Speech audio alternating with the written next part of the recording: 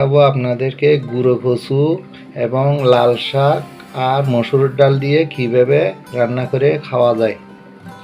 সাথে থাকবেন।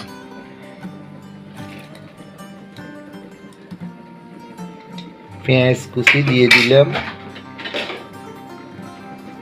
পরিমাণ মতো আদা বাটা দিয়ে দিলাম, পরিমাণ মতো লবণ দিয়ে দিলাম, পরিমাণ মতো হলুদ গুঁড়ো দিয়ে দিলাম এবং মরিচের গুঁড়ো দিয়ে দিলাম পরিমাণ মতো, জিরা ধনিয়ার গুঁড়ো দিয়ে দিলাম পরিমাণ মতো।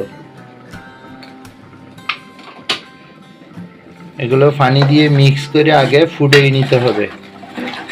এগুলো যখন ডাউল ফুটে যাবে, কচু সিদ্ধ হয়ে যাবে, তখন পাতাগুলো দিয়ে দেওয়া হবে, লাল শাকগুলো দিয়ে দেওয়া হবে। এভাবে আগে ফুটিয়ে নিতে হবে, এভাবে সিদ্ধ করে নিতে হবে। প্রথমে আমাদের কচু সিদ্ধ হয়ে গেছে, ডাউল হয়ে গেছে, এখন লাল শাকগুলো দিয়ে দিলাম। এটা 10 থেকে 12 মিনিট এভাবে সিদ্ধ করে রাখতে হবে।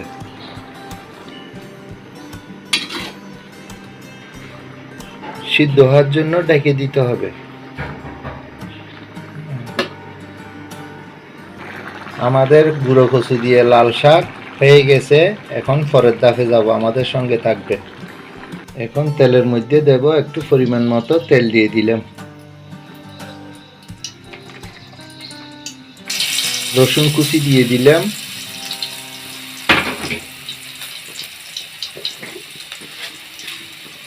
সাথে কয়েকটা পাঁচফোড়ন দিয়ে দিলাম।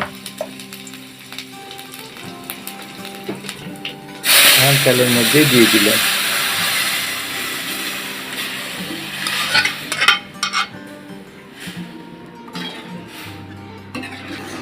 আমাদের শাক হয়ে গেছে।